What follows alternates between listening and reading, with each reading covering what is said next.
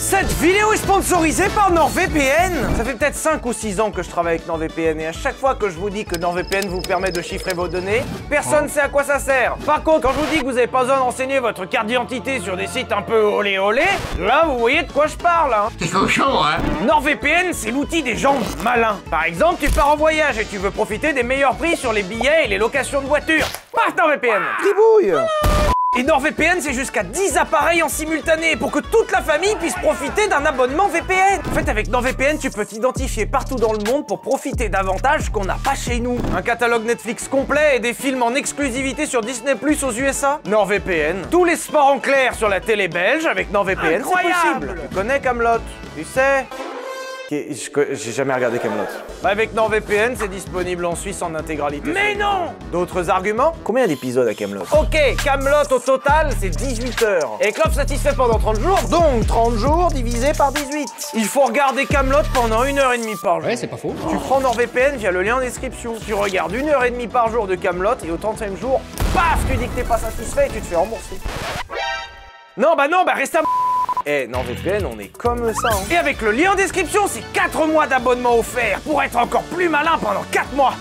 Merci à NordVPN et bonne vidéo. Oh là là, la Viper. Ça fait tellement longtemps que j'avais envie de vous en présenter une. Mais avant de vous montrer cette voiture, et potentiellement mon décès imminent, il faut que je vous parle un peu de son histoire. Et notre histoire du jour commence au milieu des années 80. La Dodge Viper est une contrefaçon de la C-Cobra. Et quand je dis ça, je vais pas chercher très loin puisque c'est son concepteur, Chris Theodore, qui le reconnaît lui-même. Chris Theodore est un ingénieur américain qui à un moment se fera embaucher en tant que vice-président de Chrysler. Alors Chrysler, je vous fais pas un dessin, c'est une marque automobile américaine qui est morte aujourd'hui. Et elle est morte parce qu'ils faisaient des produits de merde. C'est de la merde, c'est tout. Ils font des modèles de merde qui sont vieux, qui plaisent à personne et la marque ne va pas bien. Chrysler, dans un moment de folie, a commencé à racheter à peu près tout ce qui traînait. C'est pas du tout la première marque à faire ça et à vrai dire, c'est pas si grave. Quand tu rachètes des marques, c'est bien parce que ça fait fonctionner le groupe et tu peux avoir d'autres revenus que tu peux lisser sur plusieurs marques. Mais quand tu rachètes des marques de merde, genre des marques qui sont déjà en faillite, genre Lamborghini. Non, c'est pas une blague, mais Chrysler pendant un temps était propriétaire de Lamborghini. Et pas Lamborghini qui fait envie, hein. Lamborghini des années 80-90 qui fait... Mais à la fin des années 80, les gens ont encore beaucoup en tête des modèles tels que la GT40 ou la C-Cobra et que Carroll Shelby a transformé en monstre en y foutant un V8 7 litres. Ça donnera l'une des voitures les plus emblématiques de l'histoire et ça, Chris Theodore l'a bien en tête puisqu'il déclarera vouloir donner une descendante à la C-Cobra, mais je vous rappelle qu'il travaille chez Chrysler. Et ça, Chris Theodore s'en fout. Il va juste le faire. Il va reprendre la recette de la C-Cobra, mettre un logo Chrysler dessus, mettre encore plus de cylindrées dedans et voici venir le temps de la Viper. C'est pour ça qu'à la fin des années 80, Chrysler va passer par la technique que qu'est-ce qu'on fait pour faire de l'image quand on n'a pas d'idée? Le concept car. Vous faites une voiture qui a une gueule de folie, vous annoncez que vous allez le faire et surtout vous le faites jamais. Alors l'idée du concept car, c'est un gros truc bâtard. Vous prenez une voiture, en général qui a même pas moteur, même pas de châssis, c'est juste une maquette. Vous l'habillez bien, vous mettez des phares, des clignotants, vous lui donnez un nom un peu crédible et surtout vous promettez que vous allez le vendre l'année prochaine. La vérité c'est qu'il n'y a rien dedans, ça passera jamais l'homologation et vous avez mis le moins d'argent possible dedans. Et à la fin des années 80, le patron Lee Iacocca est convaincu. Il faut un gros concept car. Et ce concept car, ce sera la Dodge Viper.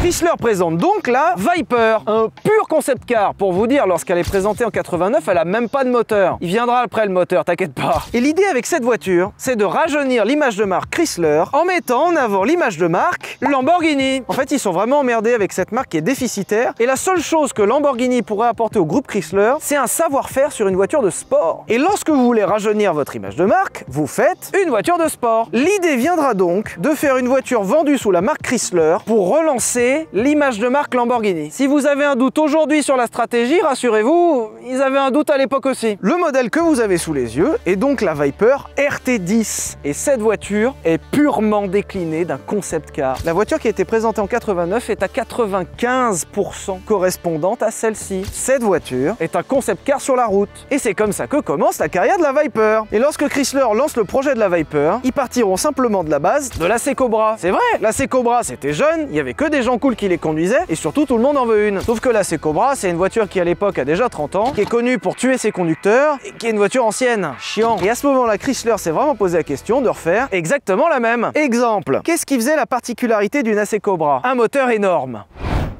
C'est complètement con d'avoir mis la poignée là d'ailleurs, parce qu'il fait chaud là-dedans en fait. Oh ouais. Voilà. Et là, nous avons là un V10 atmosphérique de 8 litres de cylindrée. En fait, ce qui est vraiment assez incroyable avec cette recette, c'est qu'ils sont partis de tout ce qui était à la mode à l'époque, c'est-à-dire les V10 en Formule 1. Ils ont mixé ça avec le manque d'argent et de moyens, c'est-à-dire un pauvre V10 atmosphérique qui traînait dans la gamme là et qui était monté à la base sur des pick-up. Ce qui veut déjà dire qu'il y avait des pick-up V10 dans les années 80 et 90 chez Chrysler. Oui. Et qui seront ensuite retravaillés par Lamborghini puisqu'ils étaient là. Ils avaient que ça à faire en plus, venez de les racheter. Personne n'achetait de Countach à cette époque, donc ils peuvent bien bosser là-dessus. On est parti d'un bloc fonte qui sera ici intégralement en aluminium, ce qui pour l'époque était quelque chose de très avancé. Et on a un rendement qui est américain, puisqu'on a 400 chevaux pour 8 litres de cylindrée et 650 Nm de couple, ce qui en fera l'une des voitures les plus coupleuses de l'époque. Le tout avec la deuxième partie de la recette de la C-Cobra, un gabarit plutôt réduit. On se rend compte qu'il y a un tiers de la voiture, c'est le moteur, un tiers c'est un micro-habitacle ridicule et un autre tiers c'est un coffre qui accueille aussi la boîte de vitesse. On se rend compte des proportions? Le gabarit a vraiment été réduit au minimum. Après, on est aux États-Unis dans les années 90, donc ça reste quand même une grosse voiture. Malgré tout, cette voiture n'est qu'un écrin au V10 à l'énorme boîte de vitesse qui va jusqu'au roue arrière et qui essaye de faire transiter les 400 chevaux. Alors pour votre information, c'est une boîte de vitesse qu'on retrouvait également sur les pick-up et sur les petits camions de la marque Chrysler. On a donc aujourd'hui un moteur d'origine pick-up avec une boîte de vitesse de camion, le tout dans un truc qui n'a pas de toit, puisque c'est aussi l'une des recettes de la C-Cobra. Cette voiture n'a pas de toit. Alors ça, c'est un gros problème. Déjà, c'est vrai qu'il n'y a pas de toit, mais il y a aussi même pas de poignée. En fait, cette voiture ayant été dérivée d'un concept car, ils ont vraiment laissé des trucs d'un concept car. Quel intérêt de faire des poignées de porte sur un concept car quand on veut juste impressionner la galerie, quand on veut juste faire un dessin de fou? On met pas de poignée de porte. Et si vous regardez bien, il y a beaucoup de concept cars qui n'ont pas de poignée de porte. Ce qui en soi n'est pas un problème pour un modèle qui ne sera pas sorti sur la route. Cette voiture est une des toutes premières Viper qui a été produite et qui nous a été prêtée par W Autosport, les gens qui ont fabriqué le multiplat. Le propriétaire William adore les américaines et a mis la main sur cet exemplaire qui est incroyable de toute première série. Et sur la toute première série, ils ont oublié de mettre les poignées de porte. Et c'est pas une blague. En fait, ils ont sorti la voiture tellement vite après le concept pour surfer sur la vague qu'ils n'ont pas mis de poignées de porte. Rassurez-vous, il y a une technique. Et c'est la technique officielle qui est marquée dans le livret. Il faut passer la main à l'intérieur de l'habitacle et ouvrir. Mais rassurez-vous, c'est pas du tout la seule mauvaise idée de cette voiture. Les échappements par exemple, qui ont été adorés sur le concept puisqu'ils passent dans les pontons sur les côtés. C'est cool hein. Sauf que si on le retrouve assez peu en automobile, c'est parce que 1, les échappements remontent dans le nez du conducteur et 2, après les premiers tests, ils se sont rendus compte que les gens avaient une légère tendance à se brûler les mollets sur ce ponton. On se rend pas compte, mais en fait ça c'est brûlant. Rassurez-vous, ils ont quand même trouvé une solution. Les ingénieurs ont travaillé dur et les ingénieurs ont collé un sticker en allemand disant que c'est chaud. C'est pas une blague. La seule réponse des ingénieurs aux gens qui ont fait des tonneaux dans cette voiture et qui se sont rendus compte que cet arceau est très joli pour le look, mais pas très résistant, a été de mettre un autre sticker. Et c'est toujours pas une blague. Sticker qui indique le support supérieur derrière les sièges, celui-là, n'est pas un arceau de sécurité. Même si ça en a vraiment la gueule, mais bon. Cette voiture est à carrosserie ouverte. Conduire prudemment. Eh ben bonne route. Et si vous commenciez à croire que cette voiture puait la flemme, eh ben c'est vrai. L'intérieur est lamentable. C'est-à-dire l'intégralité du tableau de bord soit tenue par une vis. La qualité des plastiques est immonde. Les assemblages sont faits par ma petite sœur de 5 ans et rien n'a été fait pour accueillir des humains. Je sais pas qui ils avaient prévu de mettre à l'intérieur, surtout qu'on parle d'une voiture vendue aux USA, c'est-à-dire par définition des gens plutôt corpulents. Où est le concept? Tout pue la flemme à plein nez et tout a été développé dans le pur esprit de faire un concept qui en jette, sans jamais étudier le fait qu'un jour ça se retrouvera sur la route. Par contre, ils t'ont foutu des enceintes. C'est vrai que le connard qui va acheter ça avec un V10 Atmo sous le capot l'a certainement acheté pour la radio, je pense. Ouais. Et ils ont tellement eu la flemme que la voiture n'a même pas de toit. Ah si, attendez, je reviens. C'est purement américain ça. C'est la procédure normale pour ouvrir le coffre, hein. Rassurez-vous. Ça a été interdit depuis. Hein. Je peux pas monter des plaques d'immatriculation sur des charnières pour des raisons évidentes de course-poursuite. Tu la sens la flemme là, d'avoir fait ça? Après, si ça peut vous rassurer, il y a ça sur une Lamborghini Miura et personne s'en plaint. Hein. C'est pas une blague, cette voiture, lorsqu'elle était vendue avec différents éléments pour faire un semblant de toit. Je vous montre. Alors ça, c'est pas un toit, c'est un tonneau cover. L'idée, alors là, je pense qu'on va se marrer par contre. Hein. Hop. Il n'y a aucune blague avec ça. Alors l'idée, c'est de mettre ça comme ça, ça. Bah non, ça marche pas. Ah non, mais c'est que ça va derrière, je crois. Ah putain, attends. Je dois avoir le carnet quelque part. Bougez pas, j'ai le carnet de bord. Lors du montage des rideaux, les portes doivent être ouvertes. Maintenir l'avant et l'arrière du rideau. Guigner ce... Oh l'enfer. Il y a 7 pages pour installer le toit. Je vais dire un truc, c'est qu'on va pas le faire. Mais je vous jure que cette voiture a un toit. On est en train de tous discuter, on tourne en rond alors qu'on a un V10 8 litres et qu'on va surtout aller rouler.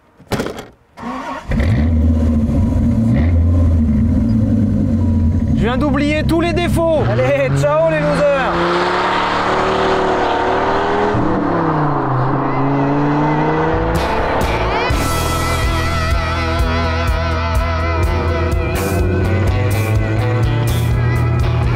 Ça va pas mal. Je m'attendais à quelque chose de très compliqué, à une direction dure, à un embrayage dur, à une boîte absolument indomptable. Et bah c'est pas vrai, ça va bien. Bon, à part que j'ai quand même le tableau de bord qui se barre. En dehors du tableau de bord qui se fait la malle, ça va. Et franchement, ça n'a rien d'une voiture compliquée à conduire. Ça, c'est la première idée reçue sur laquelle je peux m'asseoir déjà. Je m'attendais vraiment à tomber sur un camion. C'est pas vrai. Deuxièmement, la position de conduite est lamentable. Au moins autant lamentable que le reste. Je ne suis pas bien installé et surtout, quelque chose que vous voyez pas, mais les pédales, contrairement à certaines Ferrari ou Lamborghini où elles sont à l'intérieur parce qu'il y a la roue qui est énorme à l'avant, là elles sont à l'extérieur parce qu'il y a le moteur énorme à l'avant. En fait, j'ai les pieds là-bas, c'est-à-dire que là où j'embrayerais naturellement avec mon pied gauche, en fait je suis sur le frein. L'embrayage, faut aller vraiment le chercher contre la moquette. On s'y fait, mais c'est pas très agréable.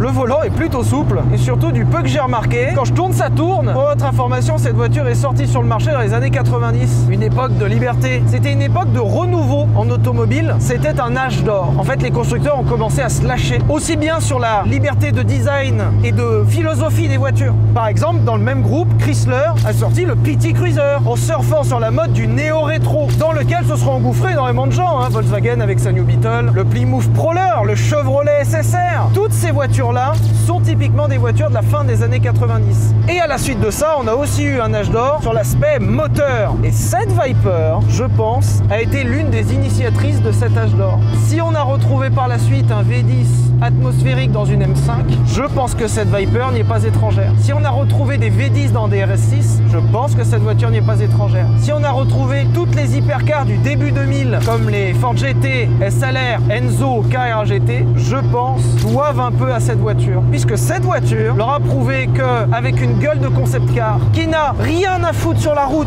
à part faire rêver les gens, ils peuvent en faire des bonnes ventes. Puisque du coup, je vous le spoil tout de suite, cette voiture a été un succès. Alors c'est pas souvent. Je n'ai aucune idée de comment c'est possible. Parce que c'est pas bien. En fait, la Viper était proposée à vraiment pas cher. Et pendant que je vous dis ça, je suis en train de me rendre compte que cette portière est pile à la bonne hauteur pour le coup. Comme si ça avait été fait exprès. C'est-à-dire que pour l'instant, en ressenti de conduite, c'est pas compliqué. Et surtout, j'ai quand même l'impression d'avoir une dégaine de connard. J'ai vraiment l'impression d'être un cinquantenaire texan en pleine crise existentielle. Je viens de vendre mon entreprise, que j'en avais ras le cul. J'ai décidé de vivre la vie rapide, fast life, comme ils disent. Mais j'avais pas trop de thunes non plus, alors j'ai pris une Viper. Elle en jette et puis elle est pas si chiante à conduire. Pour moi, la Viper actuellement, c'est une voiture uniquement de gueule. Regardez la gueule que j'ai, et tant pis s'il restait pourri, j'en ai rien à foutre. Je vous dis dans une seconde ce que j'en pense. Ok, je me suis trompé. C'est un enfer à l'intérieur. Oh là, il y a des choses à dire.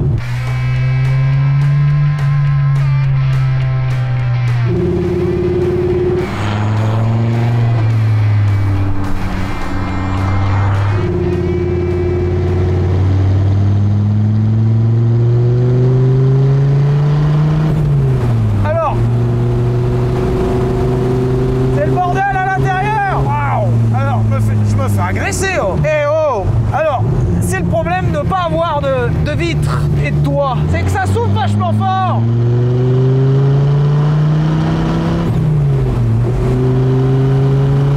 Par contre, c'est une santé. Waouh! Alors ça marche vraiment fort. Le premier truc agressif. Le moteur est assez agressif parce que c'est bourré de couple. Mais c'est bourré de couple instantanément. Normalement, 650 Nm, c'est des valeurs qu'on a sur des moteurs turbo. Ou alors des moteurs avec une énorme cylindrée. Du coup, c'est assez bizarre d'avoir une réponse et un comportement de gros moteur turbo, mais instantané, puisque là, on n'a pas de turbo à charger. Ensuite, l'échappement étant là, je l'entends plutôt bien. Ça marche vraiment fort. Waouh! Tout est agressif. Par contre, les remous, en fait, c'est qu'on va vachement vite et il n'y a pas de frein. Ça, tu te rends compte que les freins, ils y ont peut-être pensé qu'à la fin, hein.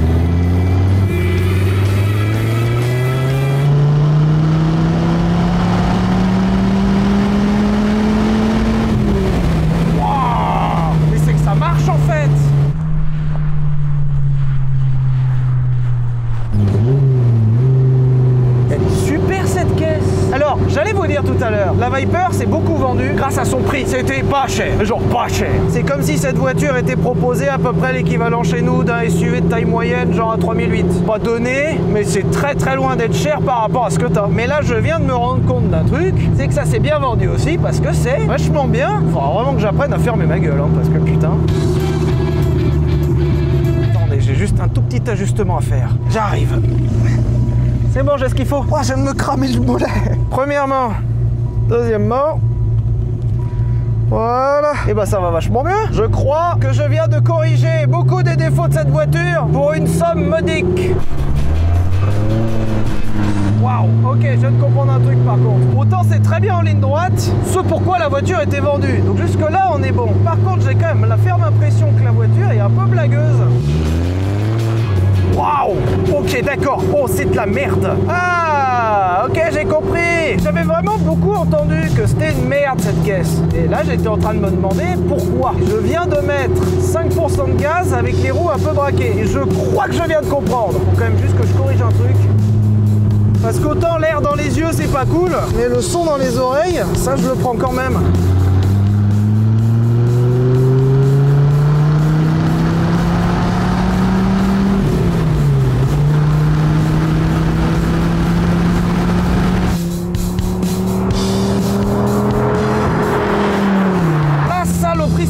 Alors, c'est marqué 400 chevaux. Sincèrement, au ressenti, on dirait qu'on a plus. C'est une façon de marcher, c'est une façon de délivrer sa puissance. Que tu me dirais que j'ai plutôt 450-500, que je te croirais. Par contre, le châssis, qu'est-ce que c'est que ça? C'est pourri. Quand je mets un coup de volant, en fait, t'as l'avant qui part, mais pas l'arrière. La voiture me suit pas. J'ai que l'avant qui bouge. On dirait comme s'il y avait un truc mal fixé. Bon, ça sert vraiment à rien. Cette voiture a créé une vraie légende pour ça.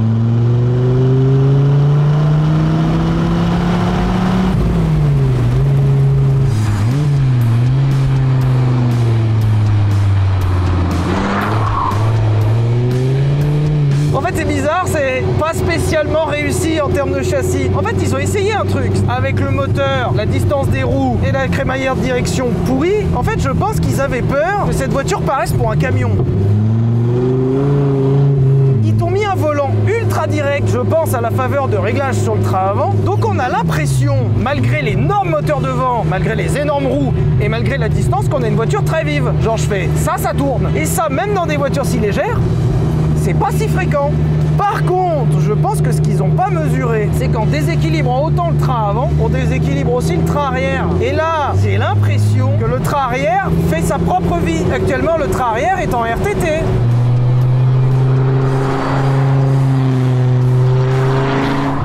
Cette voiture était appelée la Widowmaker. En français, la faiseuse de veuve.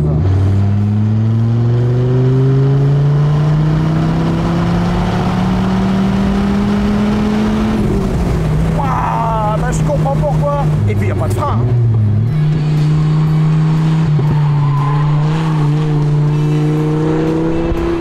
Bon, c'est pas vrai. Hein.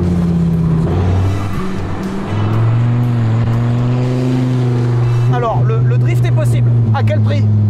Au prix de la vie, je pense. Je comprends tellement. C'est casse-gueule. En fait, elle a vraiment deux personnalités. Il y a la personnalité ligne droite et la personnalité virage. Et en ligne droite, c'est une super caisse. En virage, c'est une saloperie. Je comprends en fait beaucoup de choses. Je comprends que ce soit une saloperie parce que dans les premiers tours de roue, tu peux te faire avoir en pensant que la voiture est simple. Elle donne l'impression d'être simple. Mais dès que tu commences à venir la titiller, pense que tu peux tellement vite te faire baiser. Vous voyez la guerre que c'est pour mettre un degré d'angle au volant? Je pense que c'est l'une des causes mortelles sur la route aux États-Unis, numéro 1. C'est l'existence de la Dodge Viper.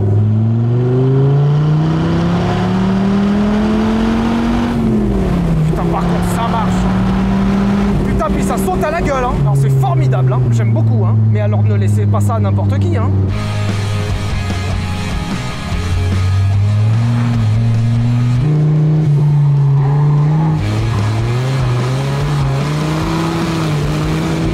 Cercueil. Je pensais pas qu'ils avaient gardé la flemme jusqu'à la mise au point châssis, mais je vous confirme que si, c'est vraiment la caisse de la flemme, ou du manque de moyens, ou peut-être des deux, mais c'est vraiment la flemme. Ne me faites pas croire qu'ils ont travaillé sur le châssis, c'est pas possible. Et en plus, on a un exemplaire qui est propre, on a un exemplaire qui est sain, on a un exemplaire qui est mécaniquement très frais.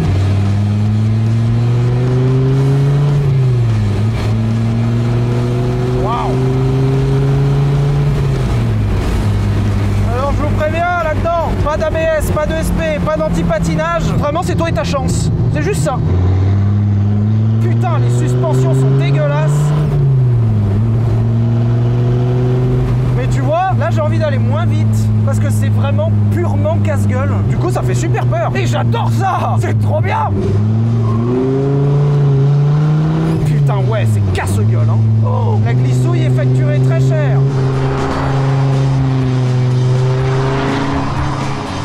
À l'époque, c'était l'un des meilleurs rapports prix-perf. Vous vouliez aller vite en ligne droite, vous achetez une Viper. Et quand tu combines ça au fait que l'essence était pas chère aux États-Unis, tu comprends que tu n'avais pas de problème à les vendre. En plus, c'est fiable.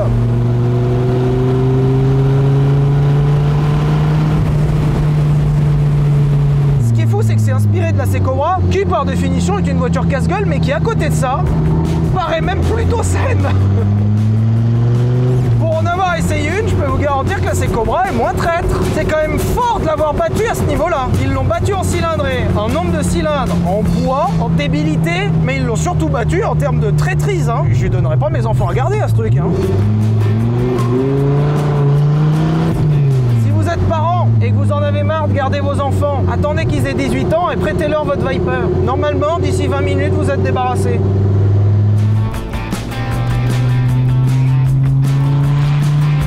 La voiture s'est très bien vendue, à tel point que cette voiture a eu le droit à une deuxième génération, qu'on voyait notamment en version GTS dans Gran Turismo, qui cette fois-ci était beaucoup plus travaillée. On avait des poignées de porte, on avait un toit et on avait un châssis enfin au point, ce qui fait que cette voiture a finalement eu une grosse carrière en compétition. En fait, avec pas mal de travail, cette voiture peut devenir plutôt saine et plutôt efficace, ce qui fait que cette voiture a eu une grosse carrière au Mans. Et quand on voit d'où elle est partie, et bah franchement, chapeau. La deuxième génération, celle des années 2000, troisième génération sur le papier, mais disons deuxième, était beaucoup plus réussie. C'était une voiture qui était beaucoup plus voiture et qui a eu aussi un grand succès, toujours grâce à son rapport prix-perf imbattable. Et à partir de là, c'était la fin de la Viper. Malheureusement, je voulais vraiment vous présenter une Viper RT10 comme ça, puisque cette voiture a contribué à lancer un âge d'or de l'automobile. Cette voiture est une influenceuse. Si tous les constructeurs après ont enchaîné dans cette optique-là de moteurs débilement gros, débilement puissants, et la voiture qui a initié l'époque de la surenchère, c'est celle-ci. Vous avez sous les yeux une voiture extrêmement importante dans l'histoire de l'automobile. Pas extrêmement réussie, c'est pas ce que j'ai dit. J'ai dit importante dans l'histoire. Après, sincèrement, j'aime beaucoup le concept.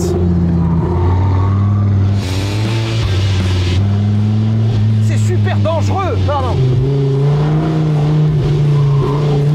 Putain, la voie, les raquettes.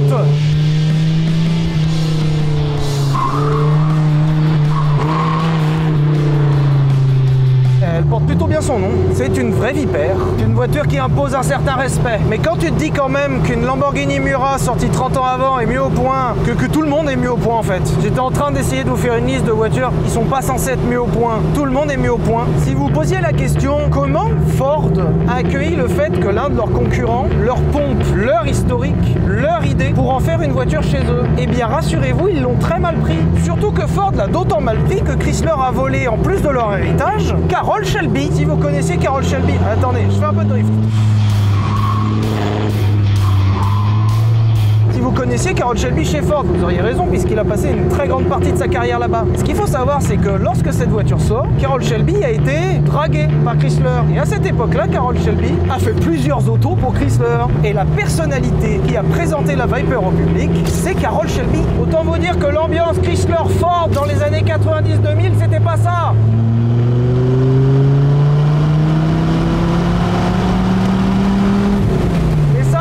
Super voiture. Comme quoi on y revient toujours, hein. Il suffit que deux personnes ayant un peu trop de pouvoir et d'argent dans le monde de l'automobile s'embrouillent et en général vous obtenez une voiture exceptionnelle.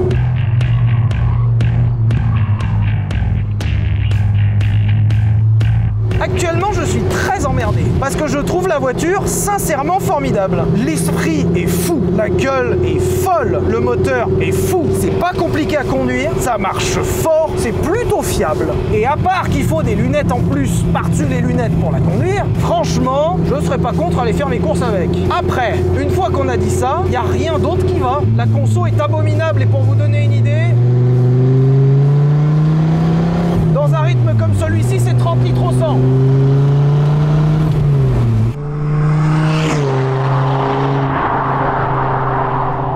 Au-dessus de 100 km/h, c'est invivable à l'intérieur.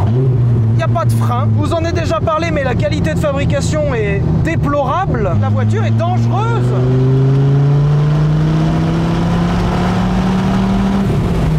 La voiture n'est pas pratique, la voiture est absolument inassurable. Les coûts d'entretien sont quand même foutrement élevés. Vous allez consommer plus de pneus que Michelin en personne. Il y a un truc qui me vient à l'esprit, c'est que cette voiture, contrairement à certaines hypercars ou supercars des mêmes années, sont abordables, puisqu'on en trouve à partir de 60 000 € en bon état, voire moins pour des états moyens. Le problème, c'est...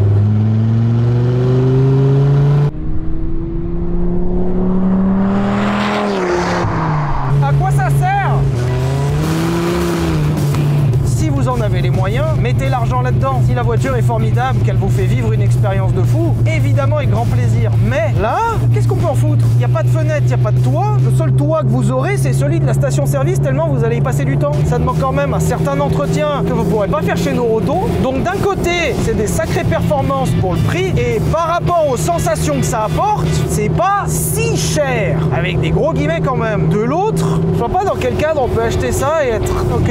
Ah, c'est rare, hein, que je vous dise ça, mais mon verdict serait peut-être n'achetez pas. Mais en tout cas, si c'est des sensations que vous cherchez, c'est par ici que ça se passe.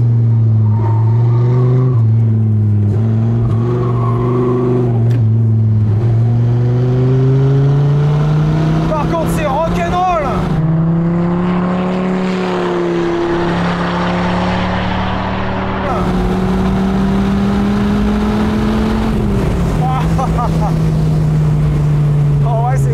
Je sais pas quoi vous dire. Ou alors, c'est peut-être que je me suis juste trompé. Cinquième 1000 tours, 70 km/h. Je pense à ma femme texane que je viens de tromper ce matin, à mon chien, Doggy, à mes chevaux, dans mon ranch, à mes enfants, qui sont partis avec la précédente Viper. Et là, je me dis que si j'ai des kilomètres à faire en direction de Austin, au Texas, mais en fait, c'est ça, j'ai compris. Profiter du soleil qui est littéralement en face de moi, puisque même moi, je dépasse de la voiture, c'est dire. C'est ça la vie de la Viper, un power cruiser. Vous savez que dans cet instant très précis, là, où juste je profite du couple à moins de 2000 tours minute, et bah c'est vachement bien. Et tu vois, pareil, si tu roules pas trop vite, t'as pas de problème devant. Donc je peux enlever ça. Quelle voiture fantastique ils nous ont pondu quand même. C'est chiant, j'ai envie d'en acheter une. La seule chose qui me vient à l'esprit pour conclure cet essai, c'est merci d'avoir regardé, abonnez-vous, les commentaires, tout ça. Et s'il vous plaît, achetez une Viper uniquement si vous en avez pas besoin. Et gros bisous!